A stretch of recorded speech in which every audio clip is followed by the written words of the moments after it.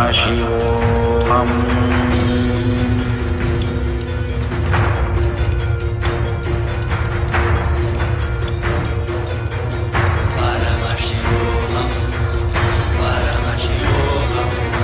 Let Paramashiva's third eye manifest in all our third eyes.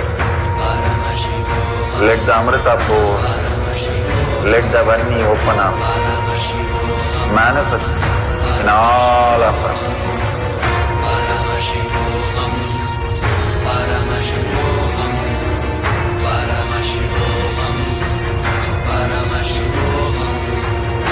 Let Paramashiva overflow, manifest the powers in all our third eyes. Om Nithyananda Paramashivam. Om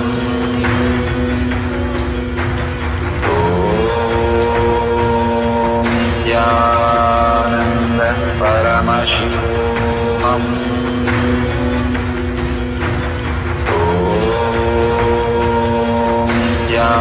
Nithyananda Paramashivam. Om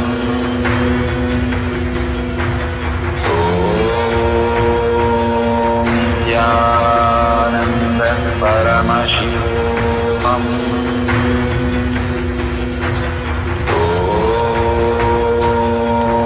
Nithyananda Paramashivam.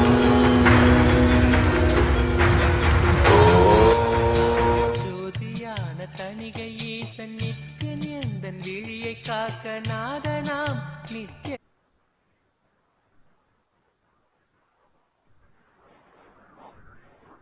Nithyananda. Now you have scanned your body. Now make a partner. Either you can call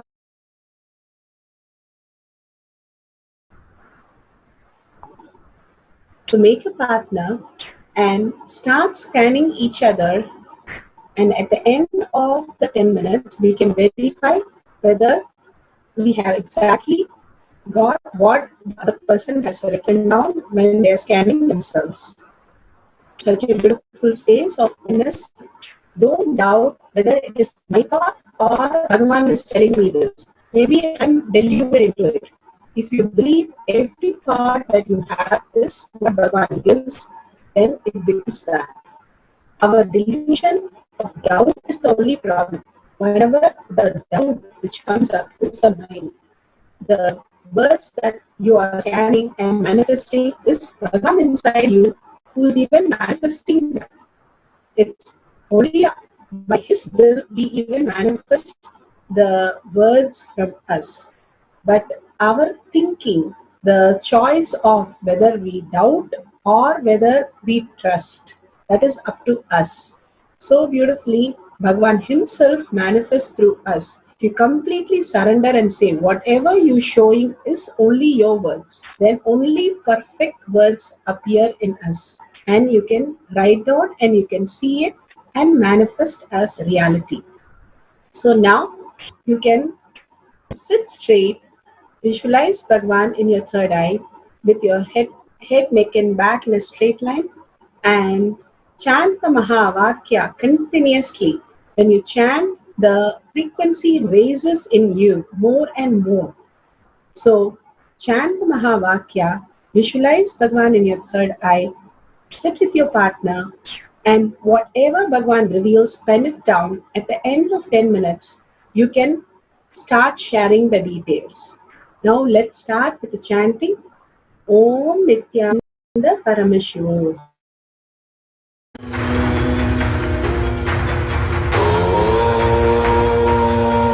Nithyananda Paramashivam. Om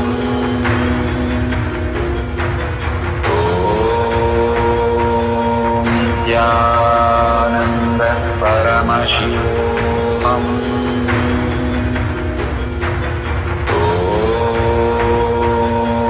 Nithyananda Paramashivam.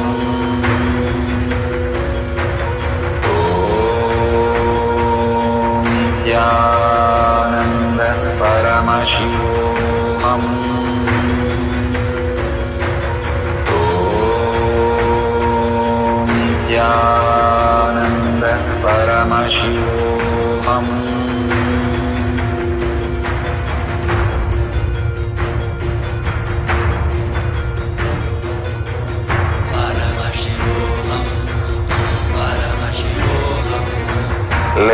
Paramashiva's third eye manifest in all our third eyes. Let the Amrita pour, let the Vanni open up, manifest in all of us.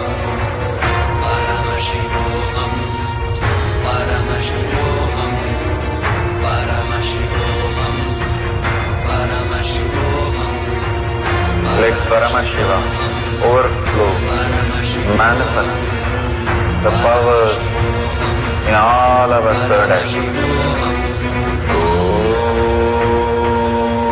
Nithyananda Paramashivam. Om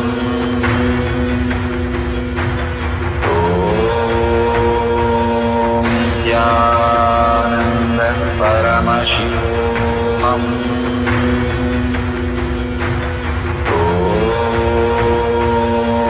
Nithyananda Paramashivam. Om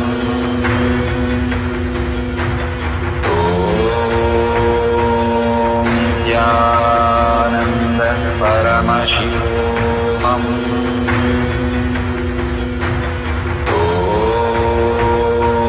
Nithyananda Paramashivam. Nithyananda Paramashivam. Om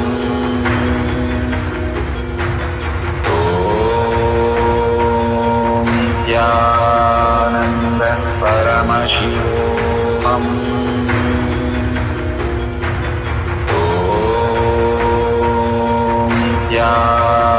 Nithyananda Paramashivam.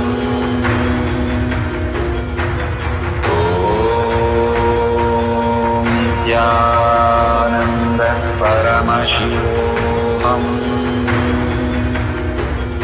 Om Nithyananda Paramashivam. Om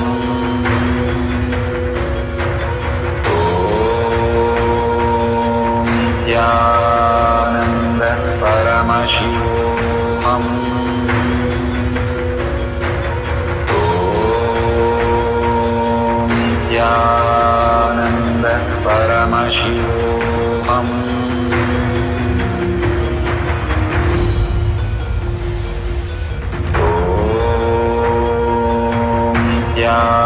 Nithyananda Paramashivam. Om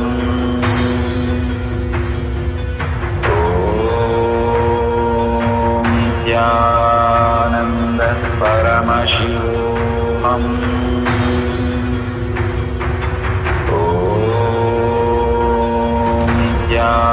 Nithyananda Paramashivam.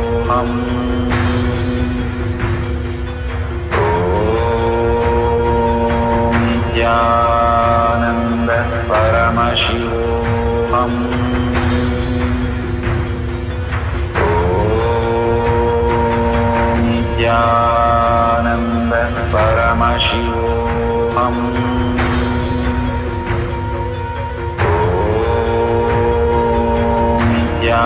Nithyananda Paramashivam. Om Nithyananda Paramashivam. Nithyananda Paramashivam. Om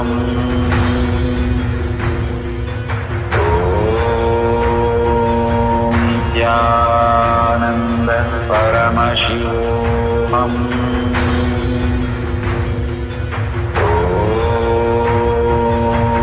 Nithyananda Paramashivam.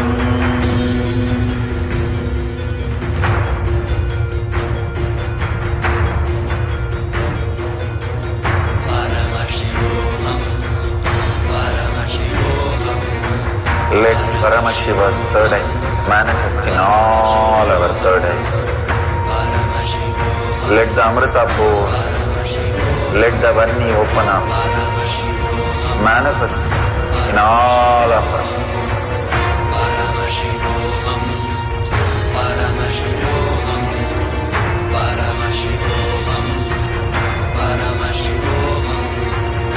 Let Paramashiva overflow, manifest the powers in all our third eyes. Om Nithyananda Paramashivam. Paramashivam.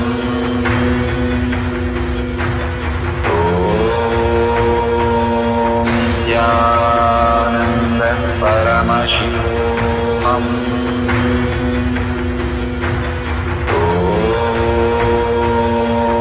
Nithyananda Paramashivam.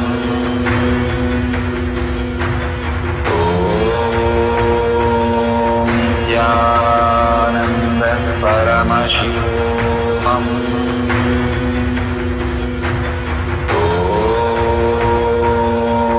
Nithyananda Paramashivam.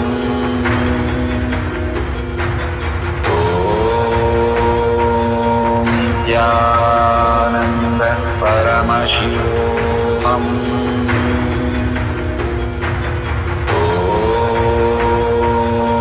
Nithyananda Paramashivam.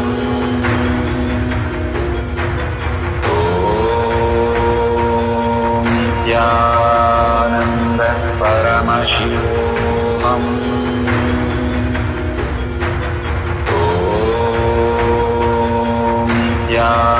Nithyananda Paramashivam.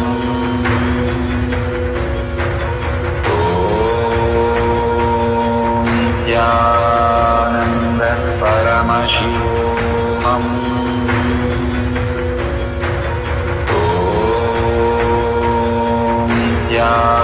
Nithyananda Paramashivam.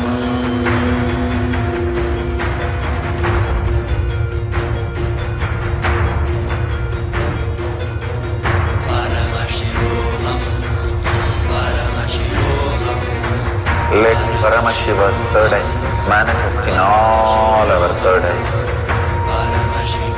Let the Amrita pour, let the Vanni open up, manifest in all of us.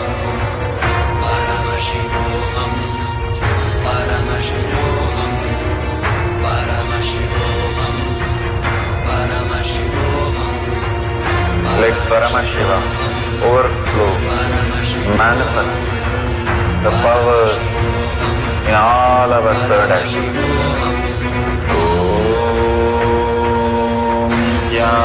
Nithyananda Paramashivam.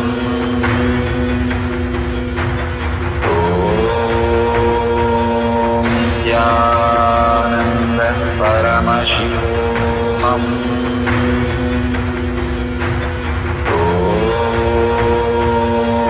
Nithyananda Paramashivam.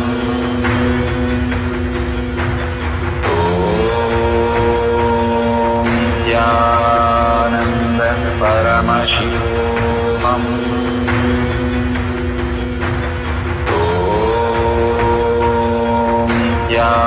Nithyananda Paramashivam. Nithyananda Paramashivam.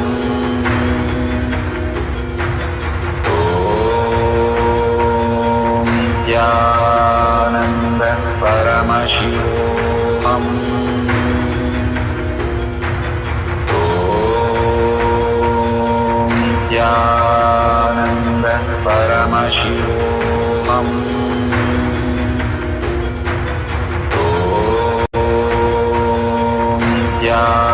Nithyananda Paramashivam.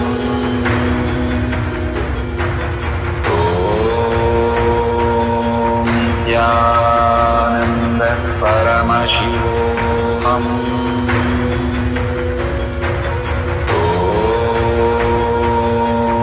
Nithyananda Paramashivam.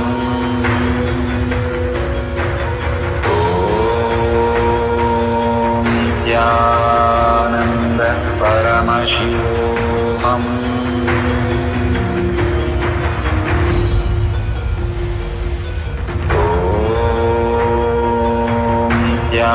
Nithyananda. So beautiful. Please go ahead and share your experience, your testimonial of how you experienced the oneness space and how you understood the space of Paramashiva manifesting as all your thoughts, what is required. The ultimate space of oneness brings you the ultimate clarity. Share your testimonials in Sri Kailasa Courtyard Manifesting Power Group. This is for the social media viewers. If you're part of Paramashivam program, please go ahead with your other power manifestations. Here, please record the whatever you have experienced. Every time the part of power manifestation is also enriching and sharing. Bhagavan beautifully says that he cooks the whole meal. He buys it, he plants it, he grows it and buys it and cooks it and everything and serves it and even takes in a spoon and feeds you. But now you have to chew it and swallow it and digest it and take the nutrition from it. That is how enriching and causing is. This whole experience, the darshan, the diksha and powerful cognition becomes your reality when you enrich and cause others. Only then it becomes yours. Otherwise, it is still a belief that it happened once for you. It's just a thought, but it has to become your life. When it has to become your life, you sharing it is very, very important. You enriching the world and you causing others reality is how you make that cognition, that understanding into cognition as part of you. How much you believe you're a man, you're a woman, you're male, female, all that much you should be able to cognize these powers as reality. Living in awareness continuously is liberation. So talking about that, the words are nothing but your mind. The words changes your mind, the way you perceive your life and the way the life projects to you. So go on causing others. The words that you use will cause your reality. So please go ahead and share it, your experience in tinyurl.com/power-manifestation and cause other people reality with your power manifestation demos. You going in oneness and demonstrating to others will simply cause others reality. They will understand and simply come into the whole space of oneness with Bhagavan. How it happens, you manifest and you see how it happens. Bhagavan says integrity, authenticity, responsibility is completely yours. But enriching and causing, I myself manifest through you to make your consciousness as Paramashiva himself. So let's surrender all the great powers and powerful cognition that Bhagavan had shown today for us into his lotus feet. Just offer to his lotus feet whatever thought currents, your powerful cognition and power manifestation that has happened. Offer to Bhagavan's lotus feet with a deep gratitude and seeking. Why seeking? We listen only what we want. So we are a very good selective listener. So when we seek for the higher reality, Bhagavan himself manifests that as a truth. So with a deep gratitude and prayerful space, ask Bhagavan to make all these as your existential reality. And simply in the space of oneness, let's visualize Bhagavan in your third eye and end with the Purna Mantra. Om Purnamada Purnamidam Purna Purnamudashyate Purnasya Purnamataya Purnamevavashishyate. Om Shanti Shanti Shanti. Hari Om Tat Sat Sarvam Bhagavate Sri Nithyananda Paramashivam Padukarpanamastu. Om Nithyanandam. Thank you so much. See you in the next satsang and power manifestation session. Don't miss, because Bhagavan himself is giving the blessings and simply to wipe out the coronavirus. and be there. Don't miss any of the satsangs and darshan and diksha and power manifestation. Thank you, Nithyananda.